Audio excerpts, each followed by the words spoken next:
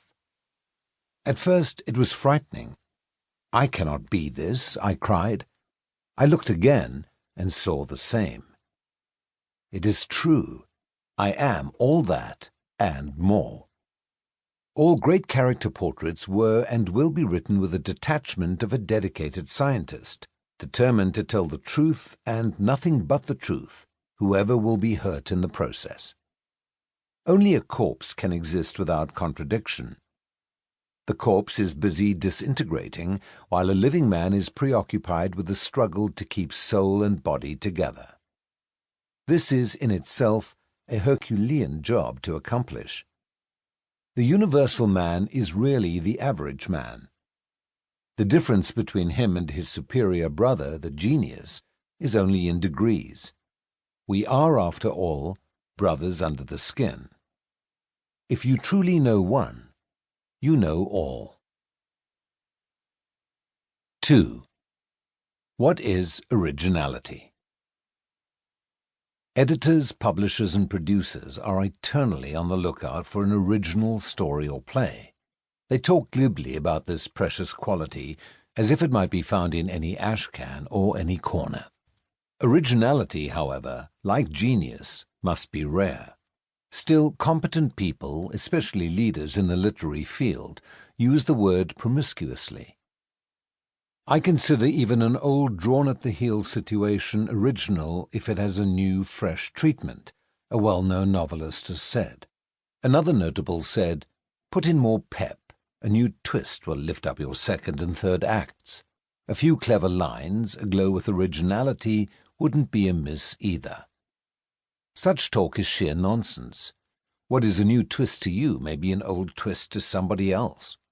The same goes for questionable clever lines or so-called fresh treatment. Fresh treatment is merely rearrangement. The facelifting may tighten a line here and there, but it creates nothing original.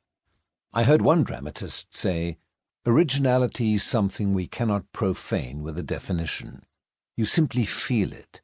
It is something like an aroma. You can't touch it with your fingertips." Perhaps unique is the word.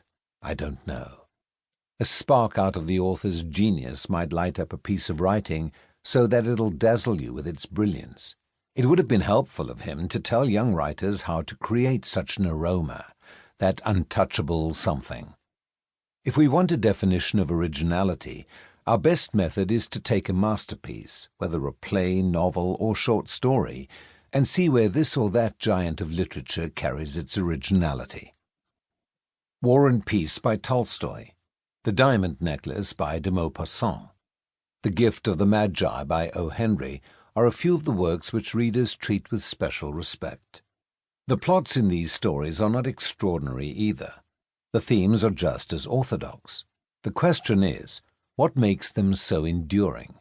Why do they defy time? If you reread them, you will be forcibly reminded of one thing. Each one is outstanding for its character portrayals. The characters are people whom we know. Perchance we recognize ourselves in them. The authors apparently knew their characters intimately and, with a few bold strokes or with detailed drawing, made them come to life. Origin means the beginning of something, something that did not exist before. Here are a few examples. The concepts of monotheism, of relativity, the invention of the linotype, the wheel. Leeuwenhoek was original with his microscope. Making a fire was an absolutely original contribution.